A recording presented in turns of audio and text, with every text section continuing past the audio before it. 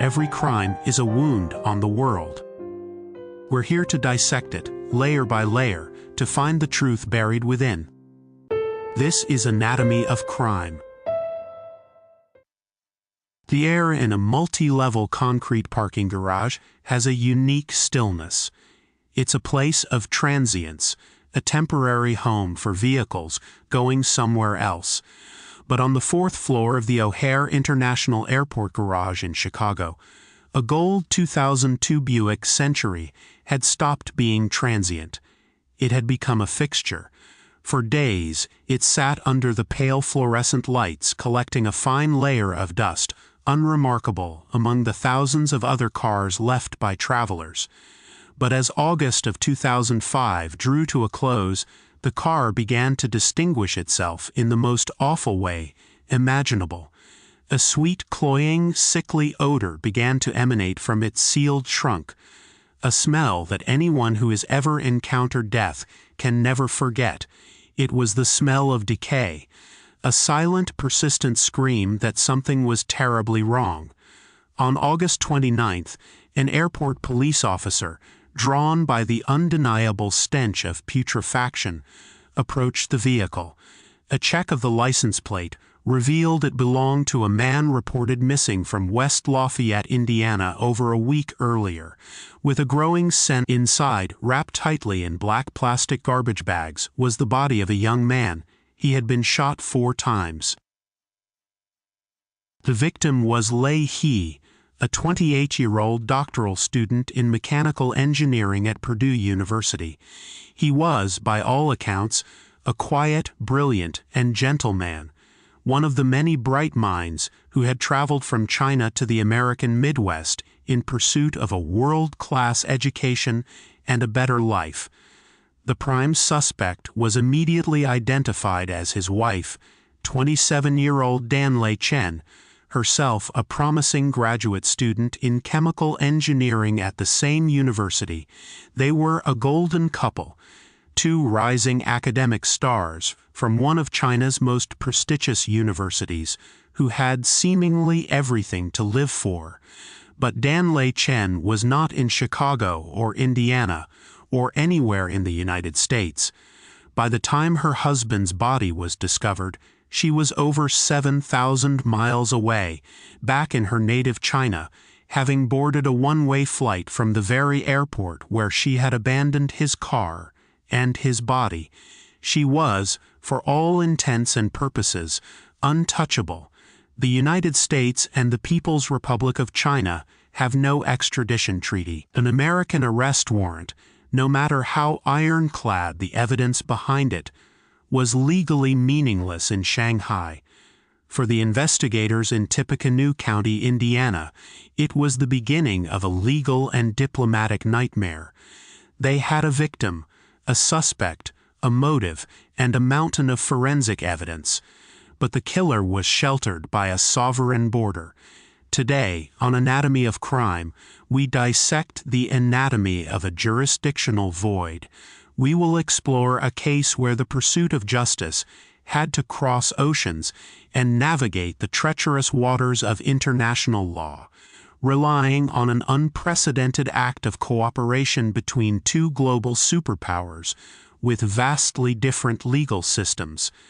This is the story of what happens when a murder committed in the heart of America is tried in a foreign court under a foreign set of rules, leading to a verdict that left many questioning if justice had been served or if it had been lost in translation. To understand the tragedy that unfolded in a small Indiana apartment, you first have to understand the journey that brought Lei He and Danlei Chen there. They were not just any students, they were the best of the best. Both were graduates of Tsinghua University in Beijing, a school often referred to as the MIT of China. It is an institution that represents the pinnacle of Chinese academia, and to be admitted is a mark of extraordinary intellectual ability and discipline. Lei He, born in the bustling metropolis of Shanghai, was a standout in the field of mechanical engineering. His friends and professors described him as diligent, soft-spoken, and unfailingly kind. He possessed a quiet intensity, the type of focus required to excel in a highly competitive doctoral program. He was the steady hand, the calm presence. Danlei Chen hailed from Chengdu, the capital of Sichuan province. Like Lei, she was academically gifted, a top student in the demanding field of chemical engineering. But where Lei was reserved, Danlei was described by those who knew her as more volatile, more intense. She was passionate, driven, and by some accounts, deeply insecure and possessive. They met at Tsinghua, two brilliant minds drawn together by shared ambition and the rarefied atmosphere of elite academia.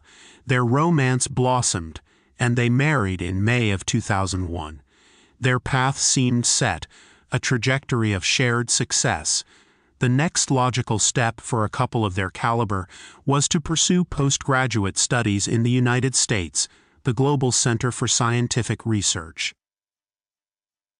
Purdue University, nestled in West Lafayette, Indiana, was a perfect destination. Renowned for its engineering programs, it attracted students from all over the world. For Lei and Danlei, it was the gateway to the American dream.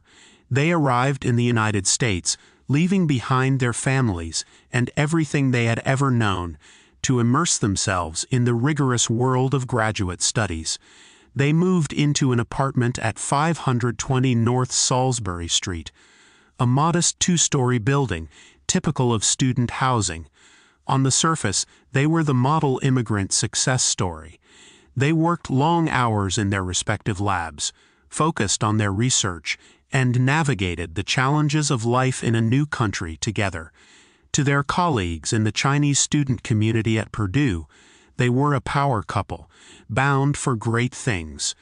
But behind the closed doors of their small apartment, the immense pressures of their new life began to excavate deep fissures in their relationship. Graduate school is a pressure cooker under the best of circumstances. For international students, that pressure is compounded by cultural adjustments, language barriers, and the profound isolation of being thousands of miles from home. For Danlei Chen, these pressures seemed to manifest in a growing jealousy and paranoia concerning her husband. She reportedly monitored his emails, questioned his friendships with female colleagues, and grew increasingly controlling. The first documented sign that the relationship had soured into something dangerous came on Christmas Eve 2004. It was a night that should have been a peaceful respite from their studies. Instead, it became a scene of shocking violence. An argument erupted between the couple, the specific trigger lost to the conflicting accounts that would follow. But the outcome was terrifyingly clear. Danlei Chen, in a fit of rage, grabbed a butcher knife from the kitchen. She lunged at her husband, stabbing and slashing at him. Lei He, fending off the attack, suffered deep cuts to his hands and arms as he tried to protect himself. He managed to get away and call 911. When West Lafayette police officers arrived at the apartment, they found a scene of chaos, and a terrified Lei He. Danlei Chen was arrested and charged with attempted battery with a deadly weapon, a felony.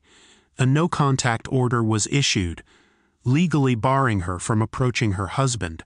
For most people, such an event would be the absolute end of a marriage. It was a clear, violent line that had been crossed. But the dynamics of this relationship were more complex, tangled with cultural expectations and a desperate desire to maintain the facade of success they had worked so hard to build. Lei He was deeply conflicted. Friends urged him to press charges to protect himself, to end the marriage. But he hesitated. He confided in friends that he was worried about Danlei's future. A felony conviction would not only mean jail time but would also result in the revocation of her student visa and her deportation from the United States. It would be the end of her academic career, a permanent stain on her record. He also felt the immense cultural pressure to save face, to not air the family's private shame in a public forum, in a decision that would prove fatal. Leahy told prosecutors he did not want to proceed with the case. He claimed the incident was a misunderstanding, that he had been injured accidentally. The Tippecanoe County Prosecutor's Office, without the corroboration of their primary victim and witness, had little choice but to drop the felony charge. Dan Lei Chen pleaded guilty to a lesser misdemeanor charge of criminal recklessness. She was sentenced to probation. The no-conduct order was lifted, and against the advice of everyone who cared for him, he believed he could manage her, that things could get better, that the brilliant woman he married was still there beneath the rage. It was a catastrophic miscalculation.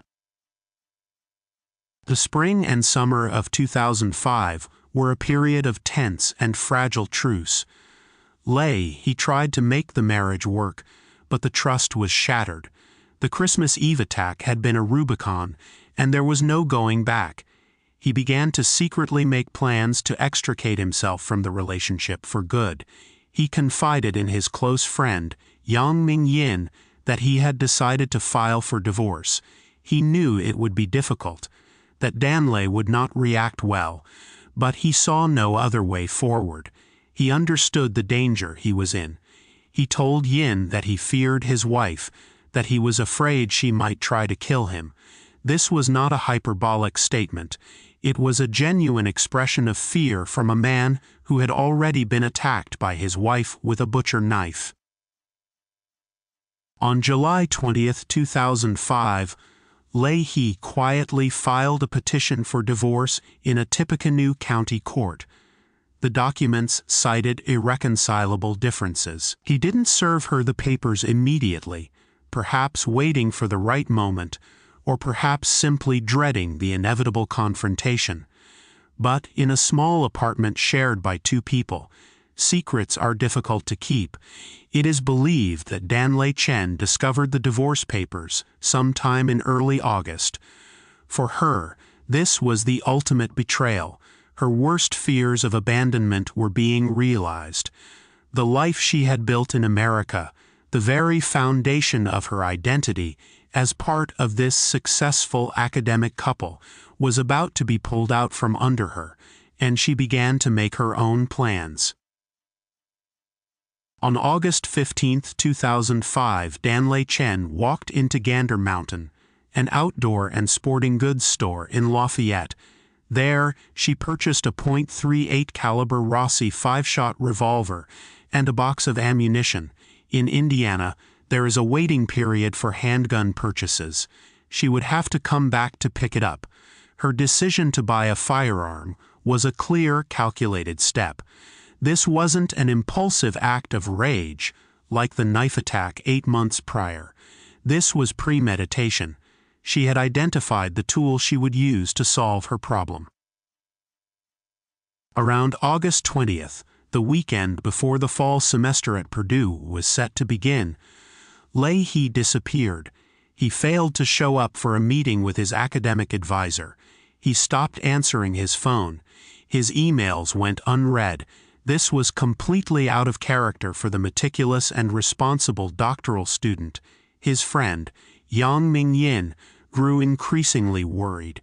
He went to the couple's apartment on North Salisbury Street and knocked on the door. There was no answer. He peered through a window and saw that Leigh's computer was gone from his desk. He called the police and filed a missing person report. West Lafayette police officers performed a welfare check at the apartment. When they entered, the first thing they noticed was the overwhelming smell of a chemical cleaning agent. Like bleach or ammonia, it was a sterile, unnatural smell that seemed intended to mask something else. The apartment was tidy, almost too tidy, but the office's training led them to look closer. They saw a square patch of carpet in the living room that was newer and cleaner than the surrounding area, as if a section had been cut out and replaced. The couple's bed was missing its mattress pad and comforter. In the bathroom, they found a bottle of Goof-Off, a powerful cleaning solvent. The evidence was subtle, but to a trained eye, it was deeply alarming. It wasn't the scene of a person who had simply left. It was the scene of a person who was trying to erase something. Investigators brought in forensic specialists.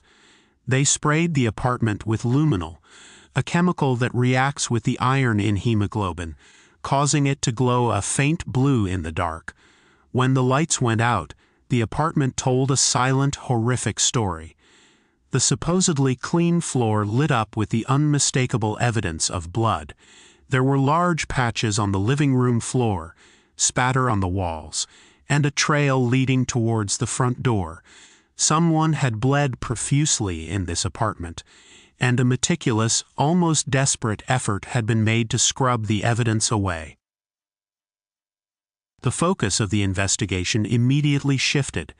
This was no longer a missing person case, it was a homicide investigation. And their prime suspect, Danlei Chen, was nowhere to be found. A check on the couple's finances revealed that Danlei had been active. She had withdrawn a large sum of money from their joint bank account. An alert was put out for her and for Lei He's gold Buick Century. Investigators soon learned that she had used her credit card to purchase a one-way ticket from Chicago's O'Hare Airport to Shanghai, China. The flight had departed on August 25th. They now knew where she was, but she was a world away, and they still hadn't found Lei He. The terrible answer to that question came 4 days later, on August 29th, when that airport police officer followed the smell of death to the Buick in the O'Hare parking garage. The autopsy conducted by the Cook County Medical Examiner's Office confirmed the investigators' worst fears. Lei He had been shot 4 times. 1 bullet struck him in the head, and 3 others hit his upper body. He had been murdered, wrapped in plastic, and driven 2 hours from his home to be abandoned in an airport parking garage by his wife as she fled the country. The case against Danlei Chen was overwhelming. They had a history of domestic violence, with her as the aggressor. They had the motive, the impending divorce. They had evidence of her premeditation, the gun purchase just days before the murder. They had a cleaned UP crime scene that screamed of a cover-up. They had her financial transactions and her flight itinerary, a clear path of flight from justice. The Tippecanoe County Prosecutor's Office formally charged her with murder and on September 2, 2005, issued a warrant for her arrest. But the warrant was effectively worthless. It held no power in the People's Republic of China.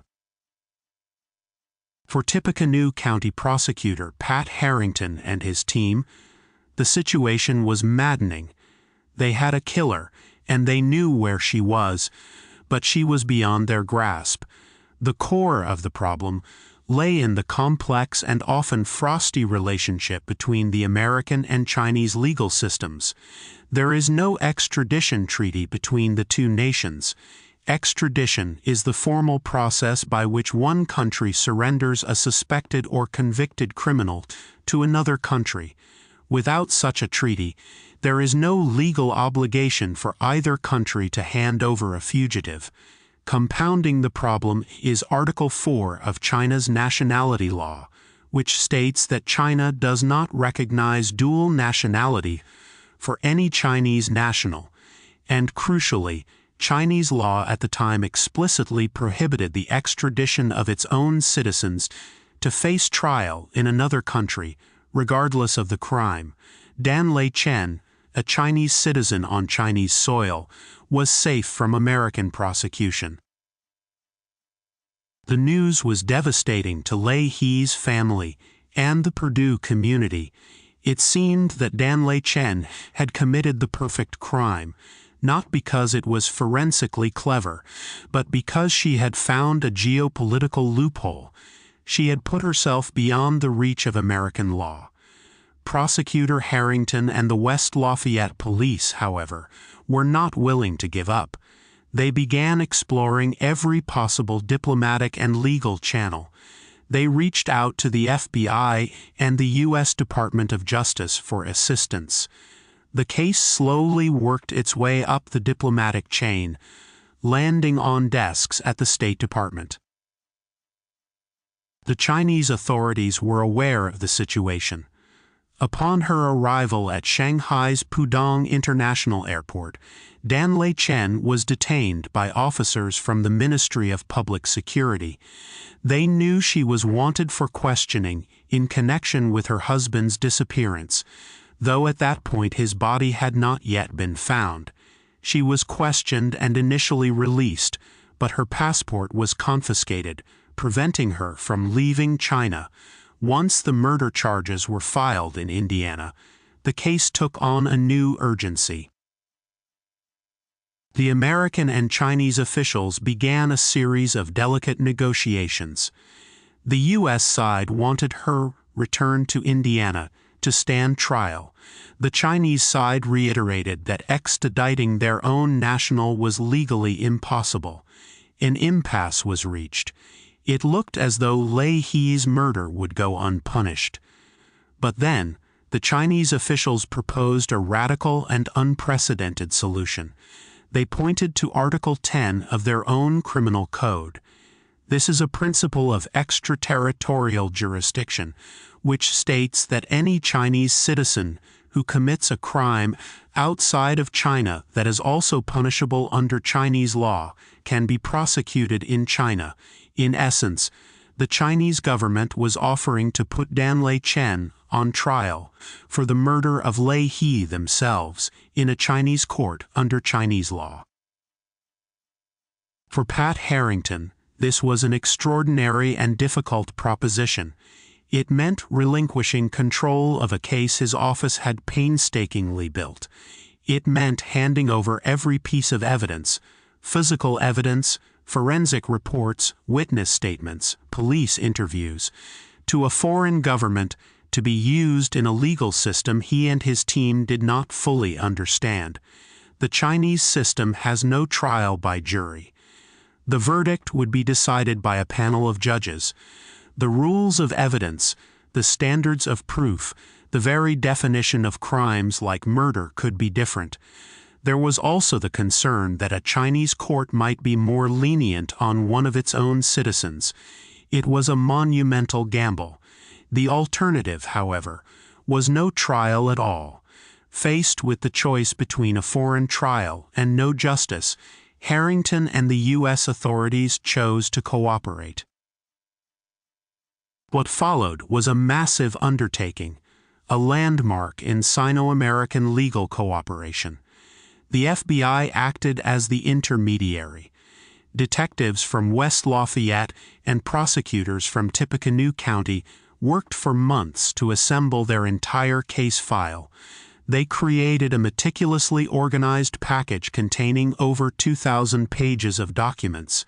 It included the 911 call from the 2004 knife attack, the police reports from that incident, the divorce petition filed by Lei He, the receipt for the gun purchase from Gander Mountain, the detailed forensic analysis of the apartment, the luminal photos showing the blood evidence, the Cook County Medical Examiner's autopsy report, and statements from all the friends, colleagues, and neighbors who had been interviewed. Every page had to be translated into Mandarin. It was an exhaustive compendium of the anatomy of their murder investigation.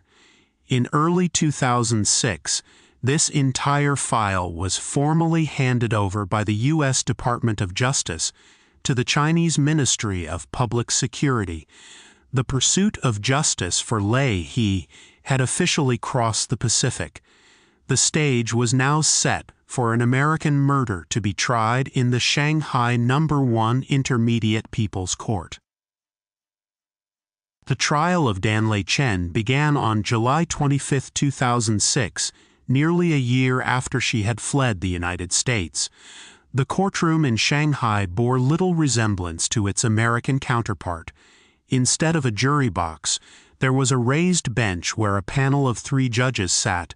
Danlei Chen, who had been formally arrested by Chinese authorities and held in custody pending the trial, stood before them. The prosecution, led by the Shanghai People's Procuratorate, laid out its case. Their narrative was built almost entirely on the evidence provided by their American colleagues. They presented a clear and damning timeline of premeditation.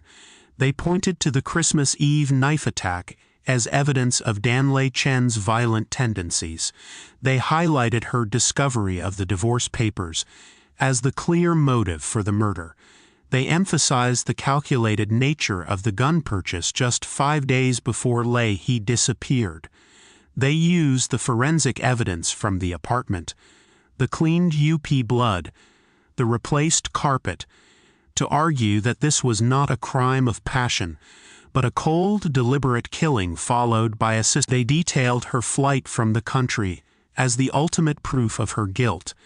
The American evidence, they argued, painted a portrait of a jealous, controlling woman who, when faced with the loss of her husband and the life she had in America, chose murder over acceptance.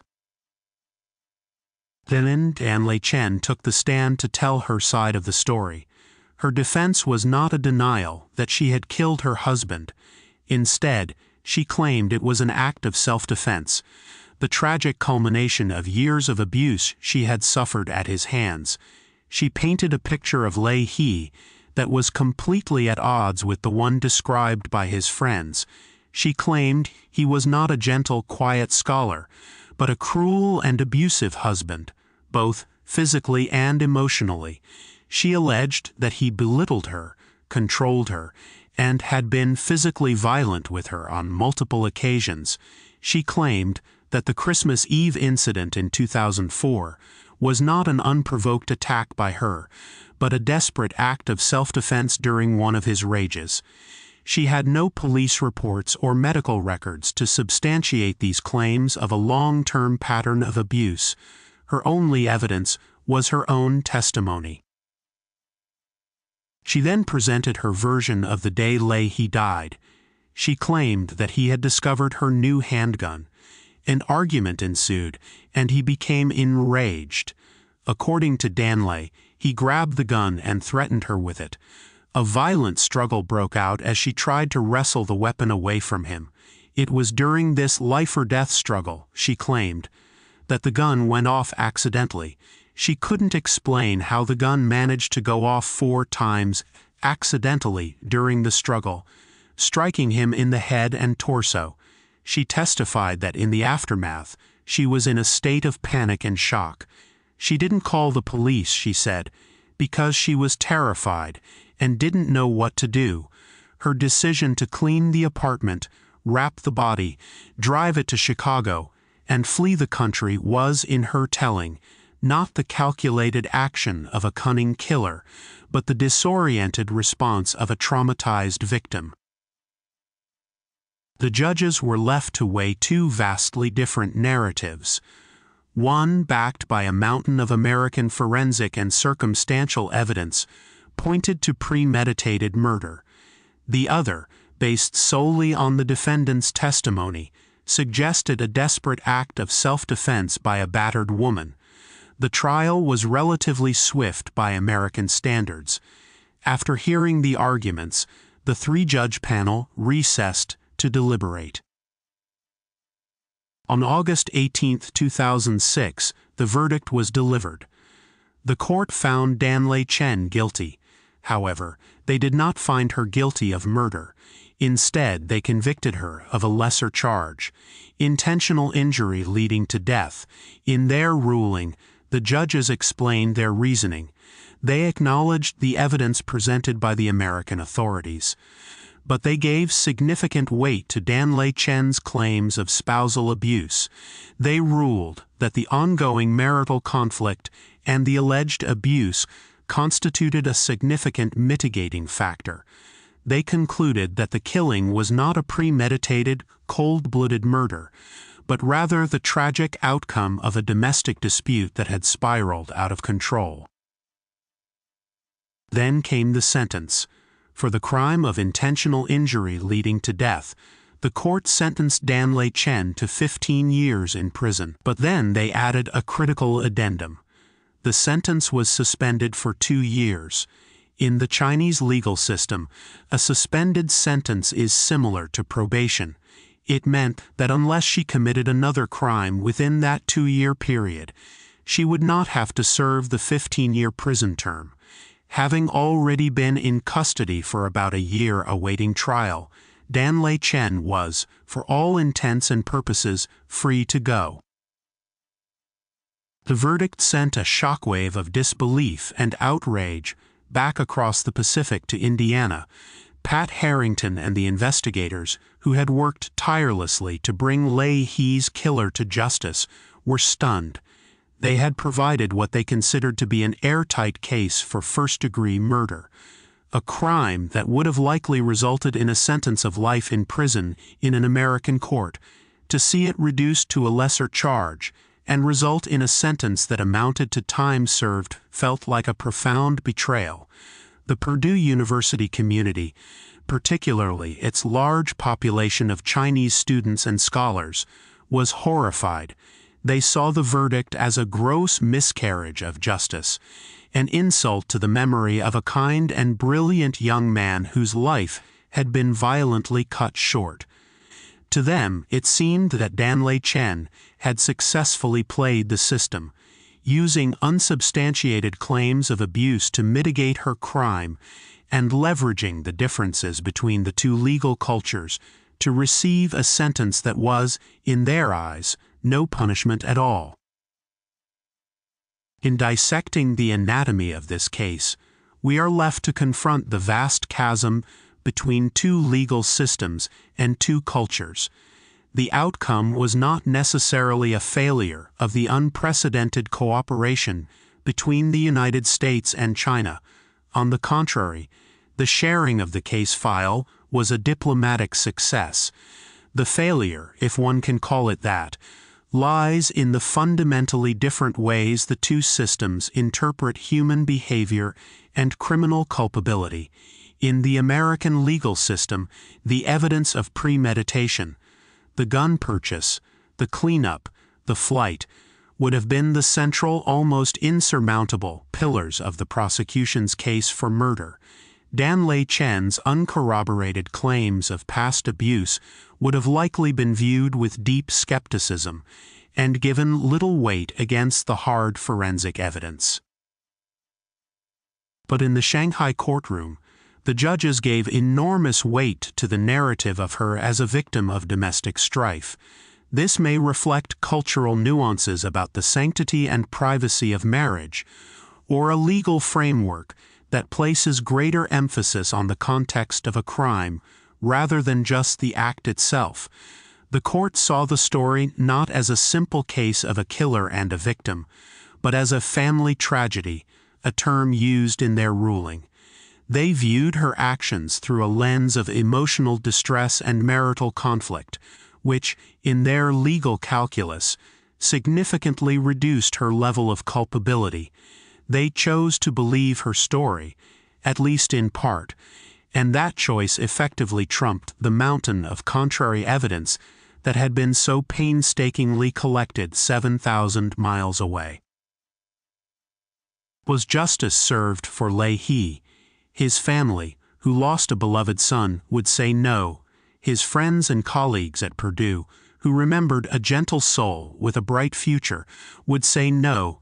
The American prosecutors and police, who followed the evidence to what they believed was an inescapable conclusion, would say no. For them, justice was lost in translation, a casualty of a legal and cultural divide too wide to bridge. Danlei Chen served her brief time in custody and then walked free, disappearing back into the anonymity of a nation of over 1 billion people. She was able to rebuild her life.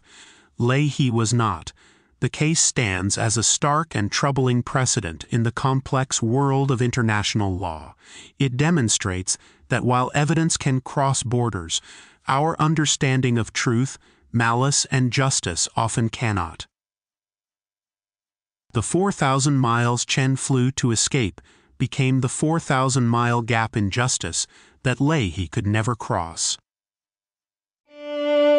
This has been Anatomy of Crime, where the truth is never simple, but always worth seeking.